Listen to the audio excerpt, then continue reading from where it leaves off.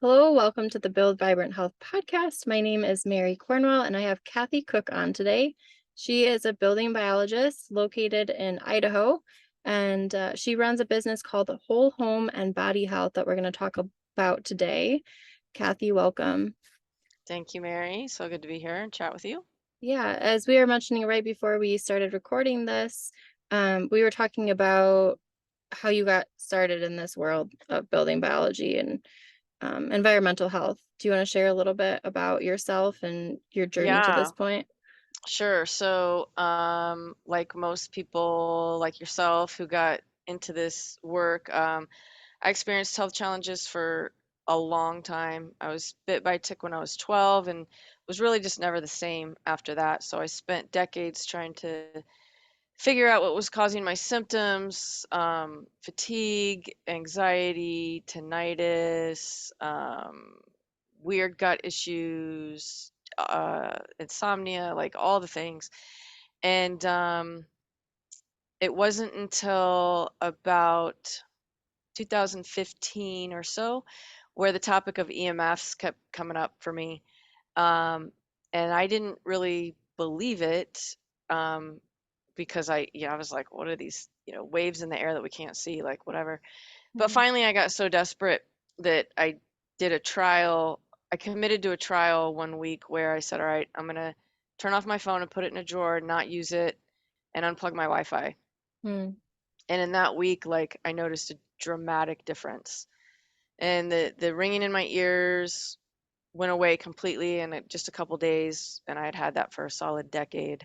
Wow. And I started sleeping better. I wasn't experiencing that anxiety at all, and it was just like, wow, Wow. it was huge. And so, I mean, pretty much right after that, I um, enrolled in the Building Biology Institute because I knew how important it was, and you know, uh, had to figure that out for myself and my clients, and so here I am. Beautiful. Well, I'm glad that you are now helping people because the environmental piece is something that so often people miss. And you can try all the supplements and nutrition in the world, but if your air quality is poor or if you're being hit by radiation, then your cells can't function optimally. Yeah, that's exactly it. Like so many people think they're doing the right things, and they are exercising well, managing stress, and a great diet, but they're completely ignoring the environment, which is huge. It's in building biology, as you probably know, we consider our home the third skin, Hmm. right? So I mean, it's our body is our first home, and our second home is just as important, and we need to consider what we're bringing into our homes. Totally. And so let's talk about Wi-Fi for a moment, because that was the first thing that you mentioned. How does that impact our health? Yeah. So, radio frequency is it's just ubiquitous these days. And I'm glad you asked that because so many people immediately say, well, it's everywhere, so I can't do anything. Hmm. But that's absolutely not true. So when we're exposed to these non-native fields, it basically causes oxidative stress. So each of our cells should have um, abundant minerals and electrolytes, and typically calcium on the outside. We don't want too much calcium inside the cell. And that's controlled by these voltage gates. We call it the voltage gated calcium channels. And, your body is electric, so it will communicate via electricity, and these voltage gates will gently open to allow in enough calcium. But when we're in these higher levels of human made frequencies, which are not, they're completely foreign to our body, Hmm.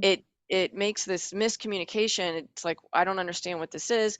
And those voltage gates open artificially and allow in a flood of calcium ions. Mm. And then that downstream leads to a whole host of oxidative stress. And then, what kind of symptoms can come from oxidative stress? Well, pretty much any kind of modern condition. Mm. It's dependent on the person and how that might manifest. Um, but it could be headaches, heart palpitations, insomnia, fatigue, um, brain fog, muscle weakness. I mean, it's a whole host of things. And long term, more serious things, Parkinson's, Alzheimer's, cancers, Mm-hmm. it can get pretty, we don't want any of that. Um, so that's how it impacts us. But thankfully, there's in building biology something called the inverse, or not building biology, but in physics, there's Mm-hmm. something called the inverse square law, which means that the level of exposure basically reduces dramatically with distance. Mm-hmm. So, if we hardwire our internet, uh, that's that's the biggest thing that people could do right now immediately to improve their environmental quality by far. And how does someone hardwire? How would someone hardwire their house? Yeah, so there's a number of ways to do that. You could one just hire like a low voltage technician to come in Mm-hmm. and do it for you. Great. Um, it gets a little bit of expensive if you're going to run wires through your walls. Mm-hmm. You could also just get Ethernet cords. Mm-hmm. I actually made a course about this. If anybody's interested, I wasn't intending to plug a course, but it's like $9. It's at the Shield Your Body website. It's about an hour long video of me explaining in detail how to do this. Cool. Um, but you could basically get Ethernet cords and plug those into the back of your router and then plug it Mm-hmm. into your computer. Yeah. And then the third way is you could get what's called power line adapters. And that's just a little box that plugs into your router. And then anywhere else you want a connection, you plug in another one and you have an Ethernet cord from that little box to your device. The only challenge there is those can increase dirty electricity, so you got to be Mm-hmm. careful on the brand that you choose. Um, but it, it's really just you're using a cord from your computer to your router. Mm-hmm. Yeah. It gets a little bit more involved, but it's that's pretty much it. Okay. And that's a pretty simple solution. Also, something like what I do at night is turn my Wi-Fi off. Hmm. Hmm. Um, that's really helpful.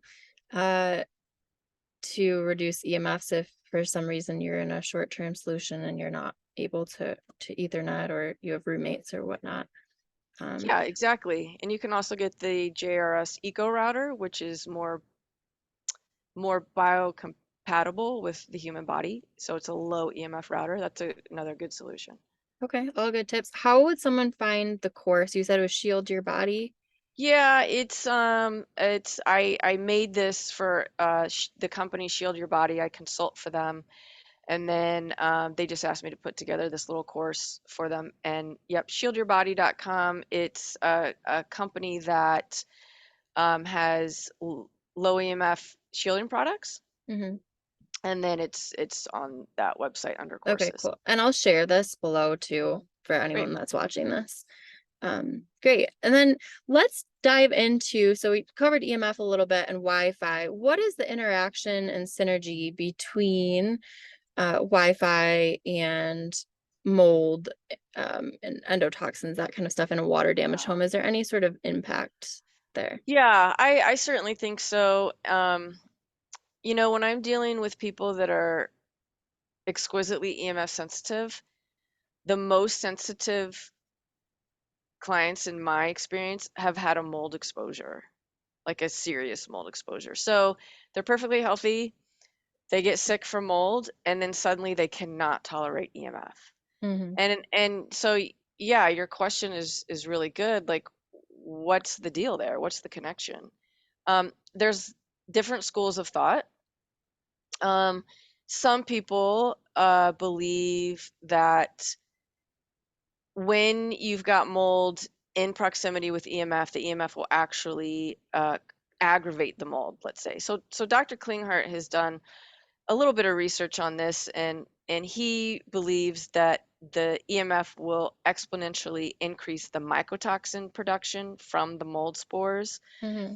So, when we're exposed to mold, it's usually the mycotoxins, the chemicals that the mold produces, which is making us so ill. Right. And so when the mold is in the proximity of, say, a Wi-Fi router, I think that this was part of the research that Dr. Klinghardt did, that the mycotoxin production increases dramatically.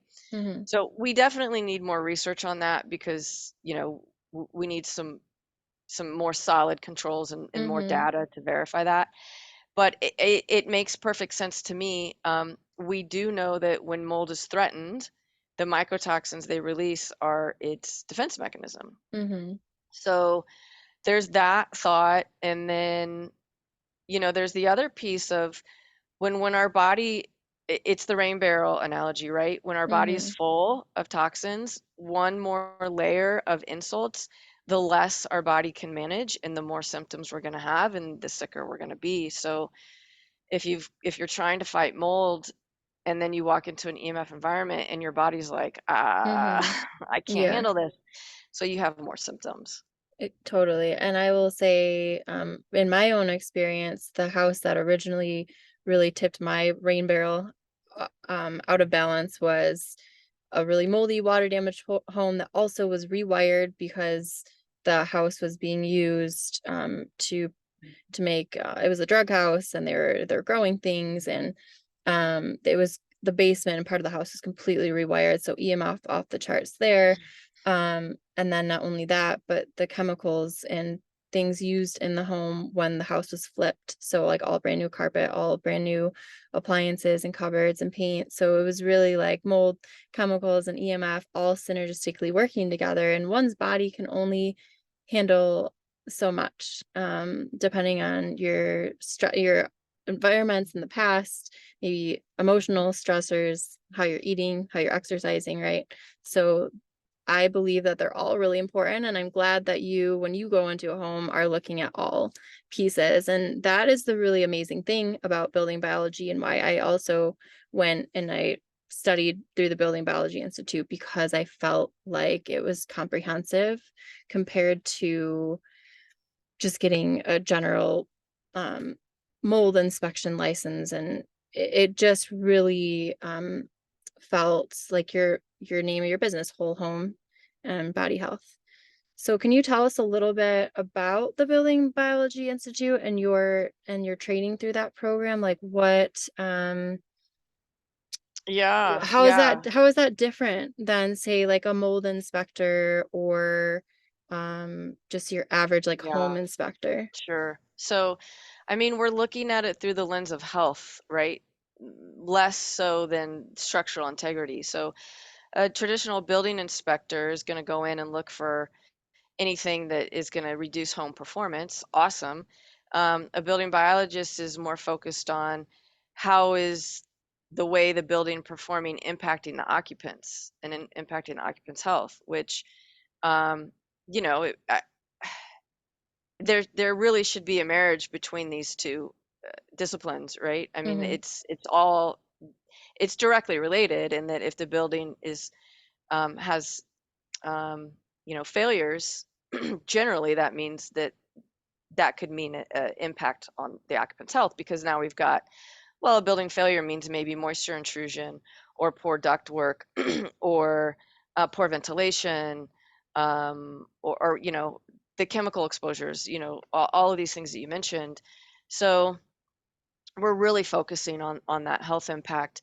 And then from a mold inspector standpoint, there's a lot of good mold inspectors out there that are looking at it from a health impact Mm-hmm. stance, but a lot of them, it's just it's not that. It's I don't really understand what it is, because there's this huge focus on water, right? And there's Mm-hmm. there's countless companies that are on call because you've got a water event and we need to get there and dry it immediately. Mm-hmm. But those same companies will come out and go, oh, well, it's dry, so it's not a problem. Mm-hmm.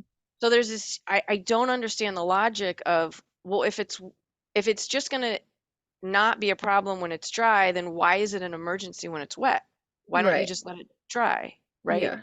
I mean, clearly the answer is because the longer the water sits, the more mold is going to grow. But if the mold is dry and you don't think that's a problem, then I don't understand why you feel it's urgent, right? Mm-hmm. It really confuses me. So dead mold is toxic. In fact, dead mold is more toxic because, like we were mentioning, when the mold starts to die is when it's threatened and it starts to release its mycotoxins. So Doesn't matter, dead, live, dry, wet, Mhm. whatever, it's a problem.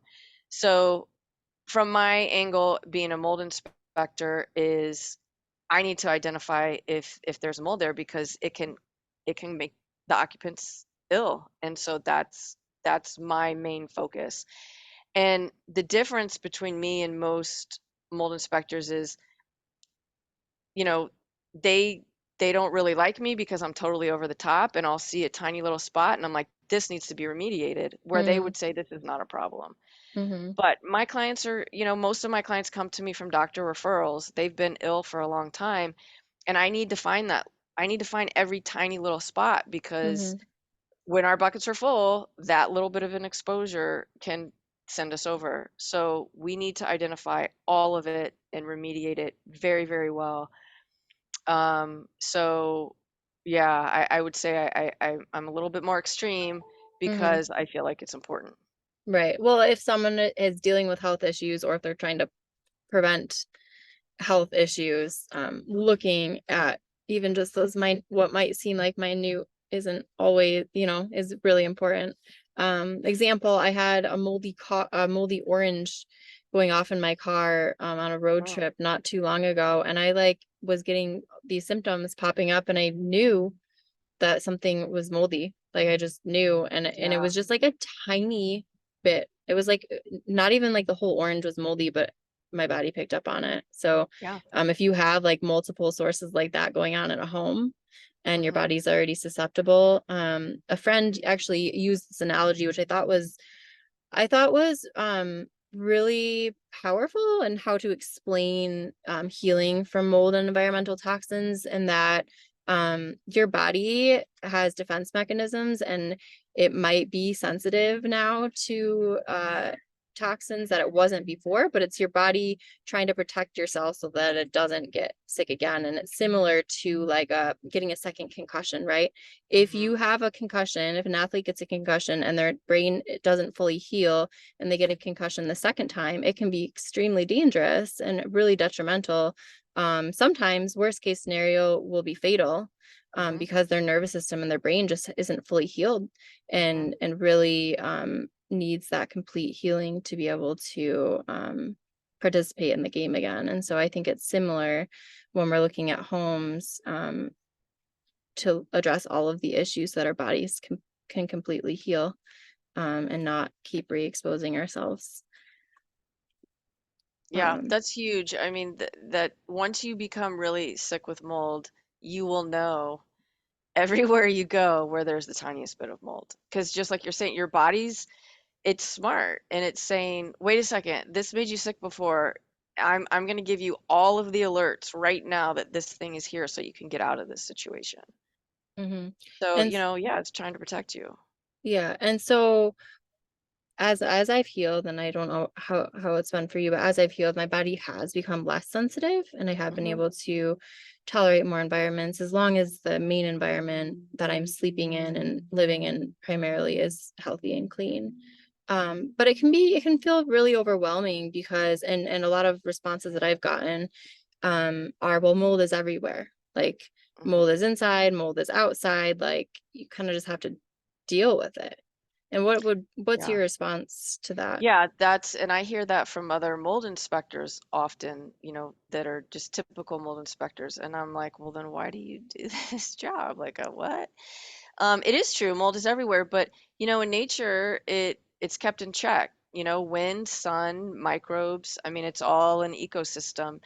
The challenge is when we get water damage inside a building and then we get an overgrowth of a specific type that would otherwise it's out of balance Mhm. because if it's growing in a wall, it doesn't have the other bacteria and the other molds and the sun and the wind to keep it balanced. Mhm. So if you've got a highly toxic mold like Stachybotrys or Chaetomium or different species of Aspergillus or Fusarium or some of these others inside a wall and it's a lot, Mhm. that's completely different. You're not going to find that an isolated situation in nature where this specific toxic mold is growing by itself or to that degree inside of a wall that then can come out through the cracks in the ceiling, the floor, the light fixtures, the window cracks, wherever it's going to come out. And it's just an unnatural situation. So it's not kept Mm-hmm. in balance. And so that is a problem. And I mean, there's uh, abundant research online, good science, solid scientific research showing how these toxic molds can impact the body when it's an overload. It's more than the body can handle. So that doesn't Mm-hmm. really happen in nature to the same degree that it can happen inside a house. And so how can we make our houses more similar to nature so that that doesn't happen? Yeah, well, I know that you're really passionate about,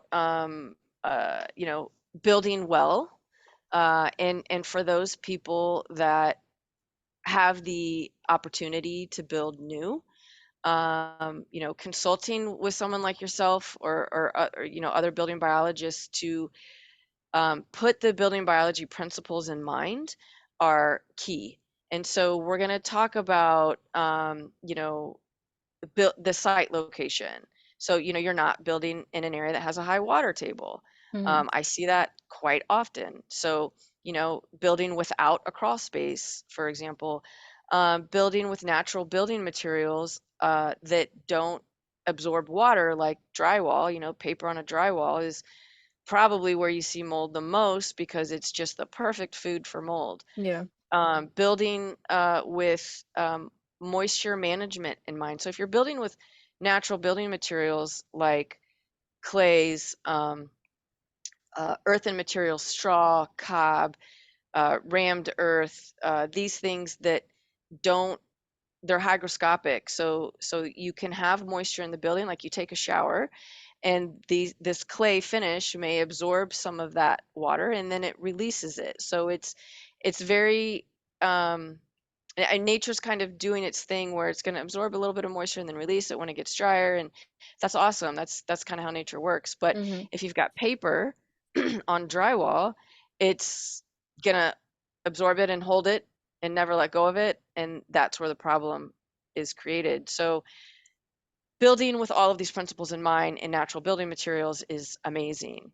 Mm-hmm. um, but for those people that can't do that, because many of us aren't in that situation, just having a mindset of keeping humidity low and managing water. It's all about water. And we could do a whole series of intense classes on that topic. But Mm-hmm. just an easy thing that people can do is like go grab a hygrometer at the store, which you can get for pretty inexpensive, um, pretty cheap, and monitor your humidity Mm-hmm. and make sure your humidity's staying under 55%, Mm-hmm. so that you're not creating a moisture issue, because mold can start to grow over 55 or 60%. Mm-hmm. Keep your windows open when it's not humid outside so that you can get fresh ventilation and airflow and dilute all of the things that are in your house. And look around your house and look for signs of water damage. Mm-hmm. We're looking for things like bubbling on the paint, chipping, cracking, rust, water staining. Look around and just see what's going on in your house. And if you have a concern, call a building biologist, and we can help you out. So Yeah. just being mindful goes a really long way. Mm-hmm. All really good tips. And if you're looking for a building biologist in your area, you can go to the Building Biology Institute website, which I'll link here. It'll either take you to the correct one in the United States or usually the one in Australia. Yeah. So I'll include the one where you can find one in the United States if that's where you're watching. But if you're watching from somewhere else, their biology originated in Germany, so there may be a building biology biologist near you if you're somewhere in Europe or elsewhere. All really good tips though. Managing moisture and water is huge. So if you do find water damage in your home, how do you approach it when you're going in to do an assessment? Let's pretend that this beautiful rammed earth home behind me isn't actually rammed earth and is drywall and has a couple different issues in the home. What do you start looking for and how would you recommend addressing that? Yeah, so if we do find an issue, um, remediation is really important. And I have a course on this one too about how to properly remediate your home, because what I have seen over the years, which absolutely breaks my heart, is people who have spent tens of thousands of dollars to remediate their home and remove the mold from their home, and it wasn't done properly, and so Mm, they've stayed sick. And they're gone to their doctor, and the doctor's thinking, your picture really looks like mold to me. And they say, no, no, no, no. My house is remediated, so I know it's not mold. mhm, But the problem is the remediation wasn't really done well. And the basic premise of that is most mold remediation companies want to treat it. They want to treat it with an antifungal. So they come in mhm, and, maybe, the wall behind you had some drywall and they cut out that drywall. Great. That's awesome. That's what they should do. But the studs inside were contaminated. And what they do, the very typical standard is, all right, we're just going to spray it with our magic chemical. This is an antifungal. It's going to kill the mold, and that's how we do it. And then we're going to put the drywall back up, and then we're done. mhm, But what we were talking about earlier is we don't want to kill mold. I mean, we just don't, because when you kill it is when it releases its mycotoxins and it makes it mhm, worse. So it's really counterintuitive for our brains. And I understand why people really want to use an antifungal, but we don't. I hope that, like, if people can take away one thing today, like, don't kill mold, don't kill it. Just get rid mhm. of it. We need to just take it out of our houses. Don't pour bleach on it. So do not pour, please do not pour bleach on it, or any antifungal. Mhm, I mean, people love to use their essential oils, or they want to use, their hydrogen peroxide or something that's natural. It doesn't matter. It's still killing the mold, which we don't want to do. mhm, So the proper way to do that is to, you've got studs, you can't remove your studs. You want to HEPA vacuum it and sand it in a specific way to remove it. And of course, you've got proper containment and all of these things so that you're isolating the area. And you do abrasive removal and you physically remove it. And that's pretty much how you're going to do a successful remediation. And it is very difficult to find a good remediation company that will do this for you. mhm, That's partly why I developed that course, so that people had the tools and the research showing this is exactly what we want to do and what the industry standards say. mhm, Because most mold remediation companies say, oh, I follow industry standards, but then they come in and use a chemical. And if you look into the standards, it says not to use chemicals. So mm. that's really important. Um, so yeah, we want to basically remove it from the home, and that's how you properly remediate. Yeah. Removal is number one, and then clean up after the remediation. And just to be clear, we're not saying to do this yourself. Um, Absolutely not. No, hire uh, someone, please. we're saying to hire a professional who knows what they're doing, but also at the same time to be aware yourself so that you can pick, that you can know how things are going. For example, a house that I was living in about 2 years ago, there was a Berkey water filter spilled in the floor and it Mm, got the floorboards all wet. And we at the time didn't realize that it was a Berkey water that had spilled. We thought maybe there could have been something else causing it. But regardless, that part needed to be removed. And a containment zone was set up around that spot just because we didn't know, even though it was just a Berkey water spill, we didn't know what else was behind the wall or behind the floorboards. And the company that came out was really well meaning and they actually like were a lot better than probably most remediation companies, but um they didn't fully tape down the remediation containment zone. And mm-hmm. they didn't notice, like I noticed that like there was little bits that just weren't completely taped. And so there was ways that Yeah, that spores and fragments of whatever is back there could get through. So it's just really important to hire someone that knows what they're doing, but also to keep an eye on it because you can, if you are aware, then you are more empowered and can make sure that things go well and you can keep an eye on things. and make sure that they are being done correctly. For sure. I see that all the time. Containment is often not done well, and they tape it a lot of times, and the tape comes off. Hmm. Yeah, Yeah, it's very, very common to see that, unfortunately. yeah. So moving on from mold inspection remediation, can you walk me through maybe without using a name? I know you were just traveling a little bit to do some inspections in a home. Uh, what does that look like when you walk into a home? Like how long does that take you? If Mhm. someone was to work with you, what can they expect when you come to their house? Yeah, well, it really depends on what services they want. I mean, some people say, they just want an EMF inspection, or some people just want a mold inspection, or chemical or ventilation, check or what have you. But if we're gonna do everything, I'm gonna depending on, let's say that we have a 2,000 square foot house, and I'm gonna do EMF and air quality, mold, ventilation, carbon monoxide, all the gases, all the things. I'm probably gonna be there all day. Mm, Um, and because if we're going to be really thorough, we've got 4 fields of EMF that we need to test, which can take up a lot of time. A really good, thorough mold inspection, you got to look in every little corner. All the spaces of the attic, the crawl space, all the living spaces. So um, sometimes I can't even do it in one day. I need to come back, but a 2,000 square foot home, yeah, that'll take me pretty much all day. Um, and then we're just going to be as thorough as possible with the visual inspection. I'm going to take a bunch of samples. And then the EMF, I really like for the clients to be there so that we can show them with our meters. mm-hmm, The meters are really powerful because none of this stuff we can see, we can't taste it, we can't smell it, it's invisible. So the meters really make the invisible visible. And so I like mm-hmm, to show them this is what, the electric field is on your bed. mm-hmm, Let's move the bed away from the wall, or let's unplug the lamp next to the bed.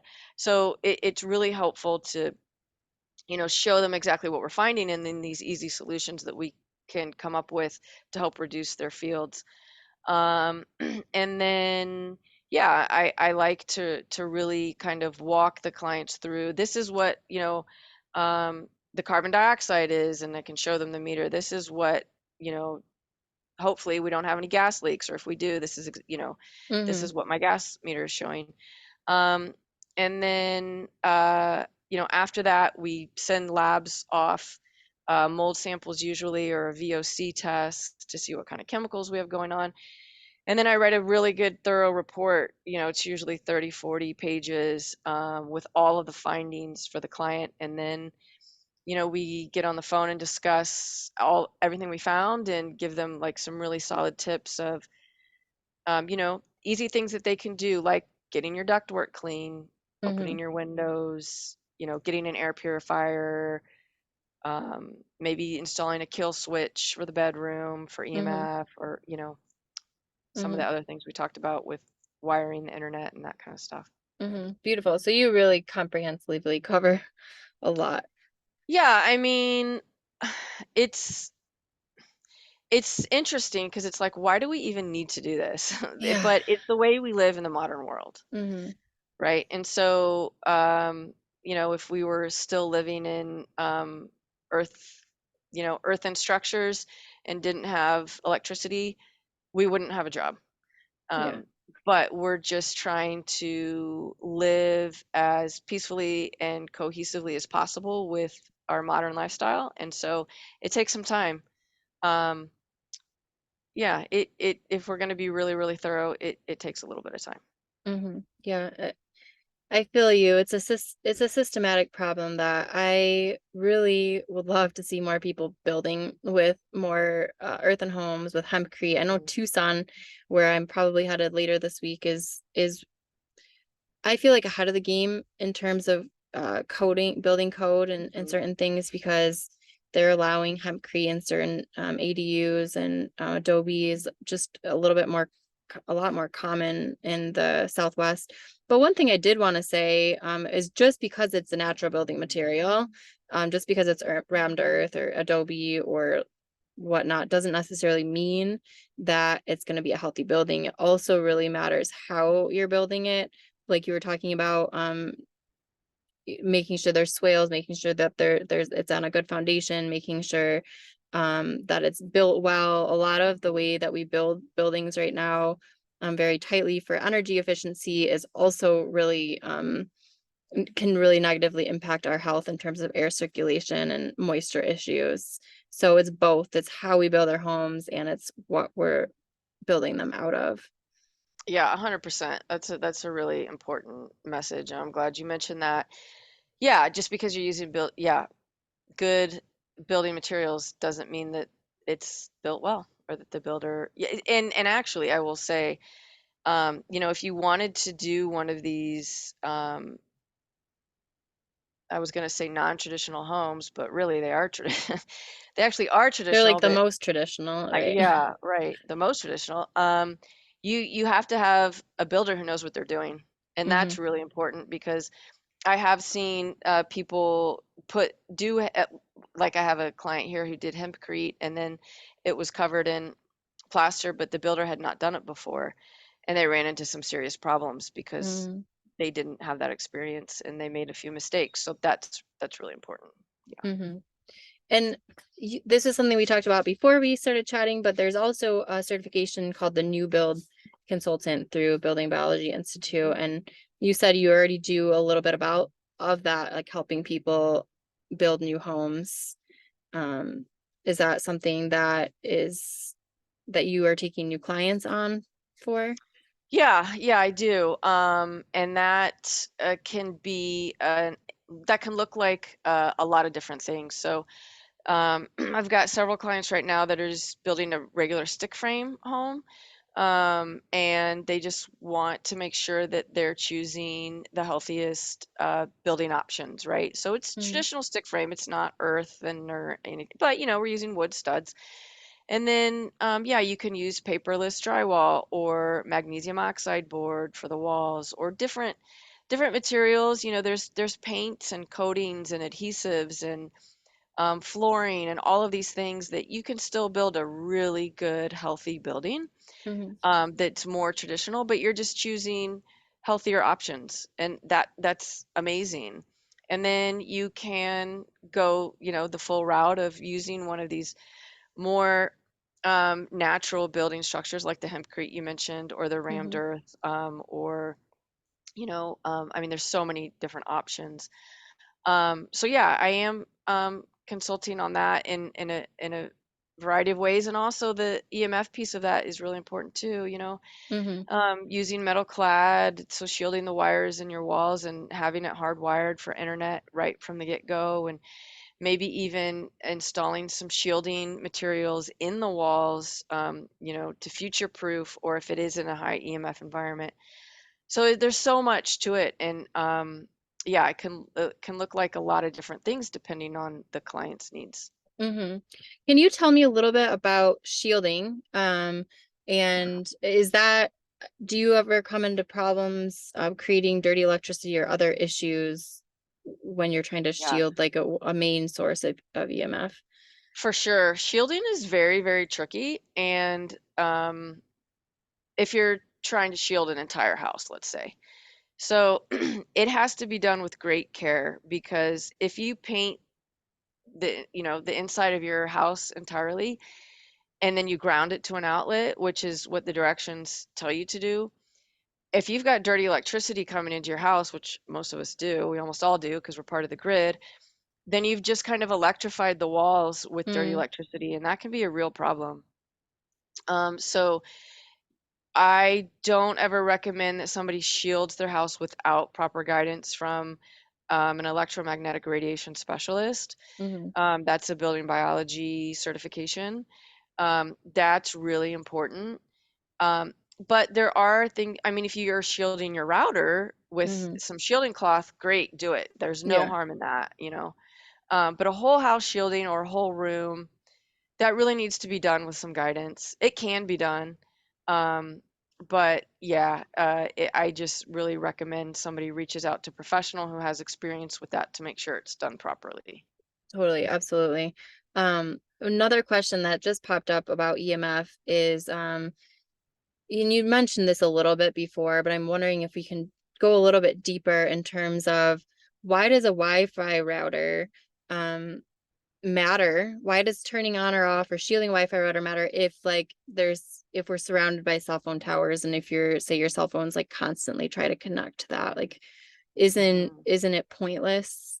And I'm not saying that it's pointless. I'm just posing the Yeah, question, isn't it pointless yeah. to even address the Wi-Fi if we're being hit by if we're on Mhm. the grid, as you say, and we're being hit by all these other frequencies? That's exactly what most people think. But it goes back to that inverse square law where it's our proximity. So, if I had a meter here, I wish I had a meter, and this is not a phone, but I'll pretend it's a phone. And I put I'm testing the meter next to it, and I have the meter next to my head, or the phone next to my head. I'm gonna get millions of microwatts per square meter or Mm-hmm. measurement for that. Millions. If I put it over here, like this little bit of a distance, I Makes a might huge get difference. a huge difference. I might get tens of thousands.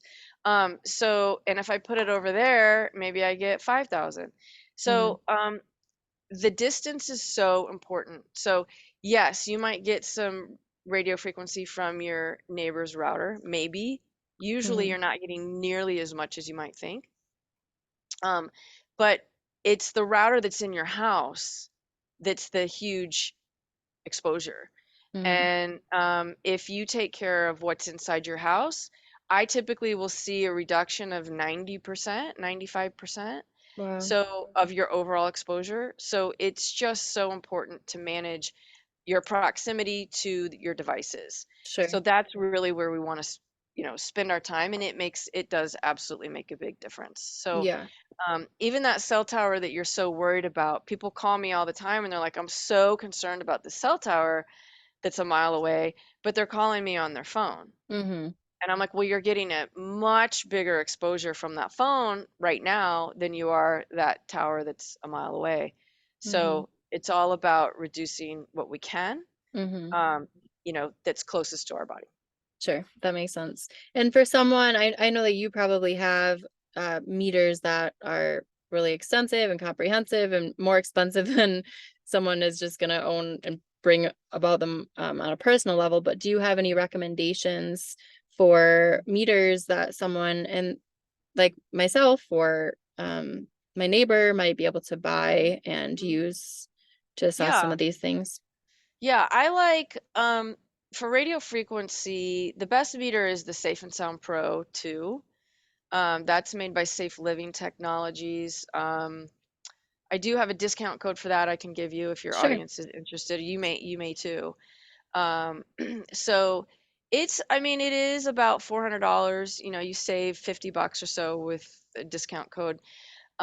It is a little bit more expensive than some of them that you can get, but it's worth it. It's worth Mm-hmm. the investment because it's an excellent meter, and we need to measure these things all the time. It's not like you're just going to measure your house once and then be Mm-hmm. done. Like, you're going to measure constantly because things change all the time.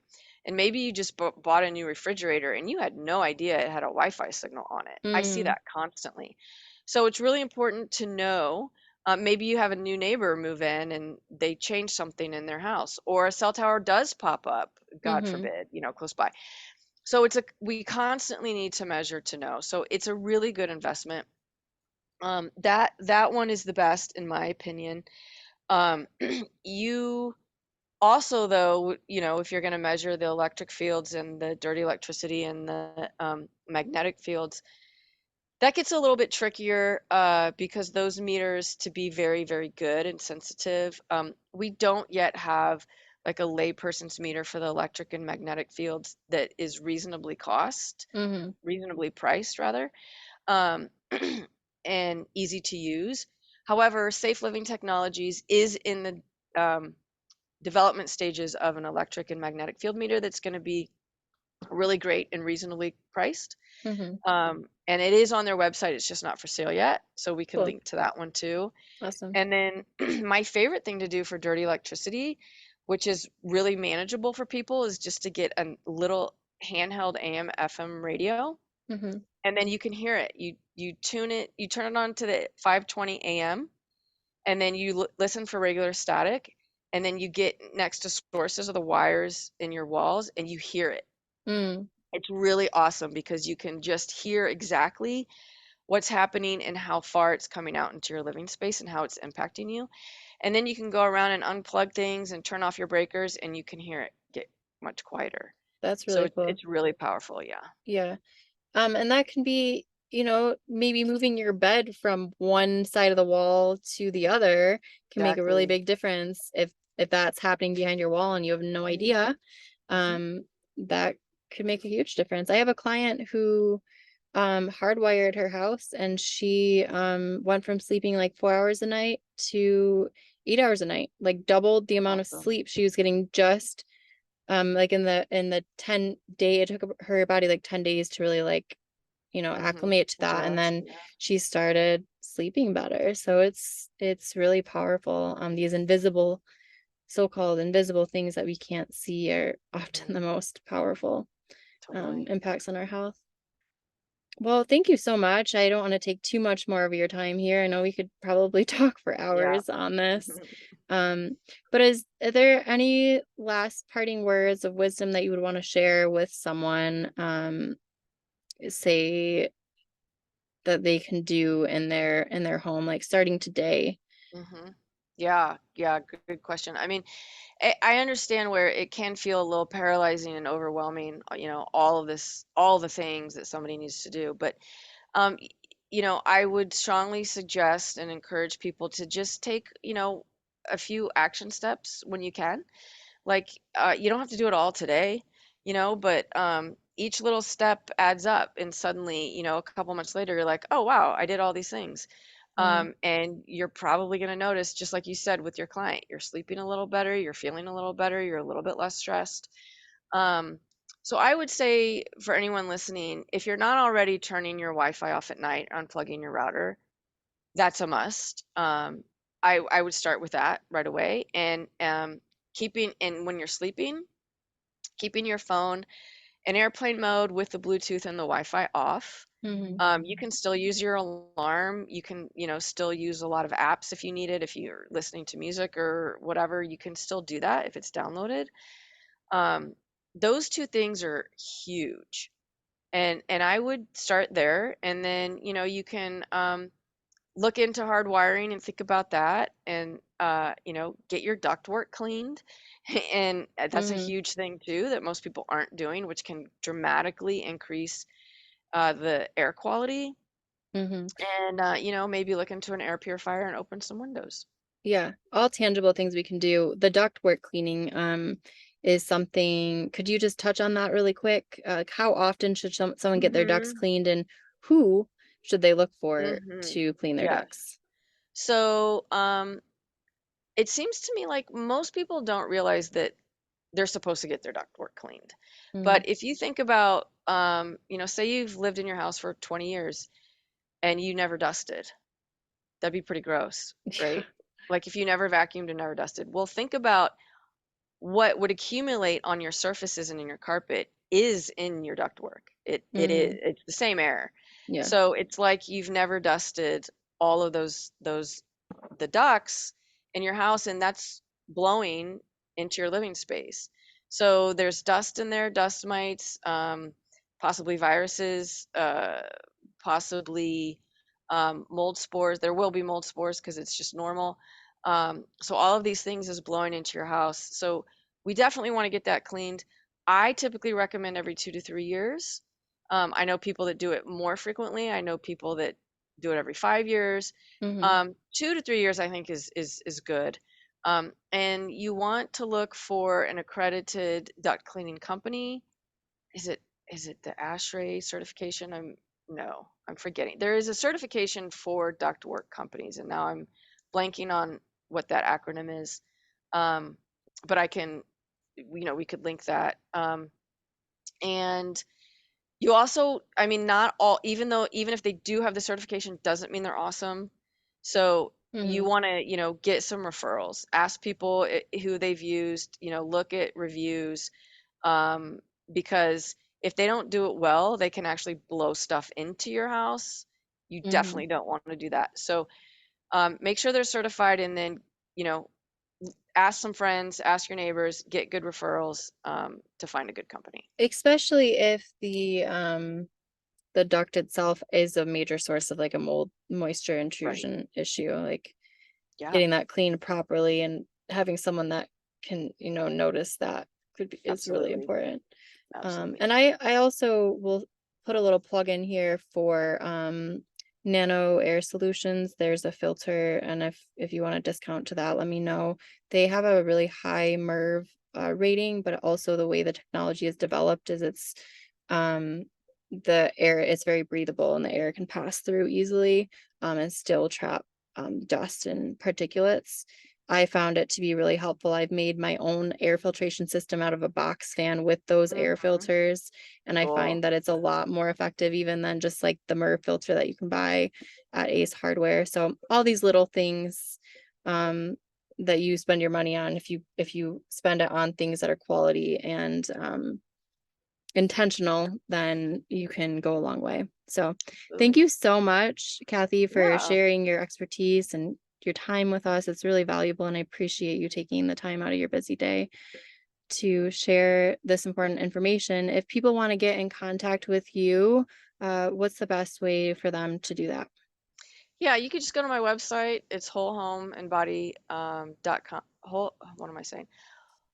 Wholehomeandbodyhealth.com.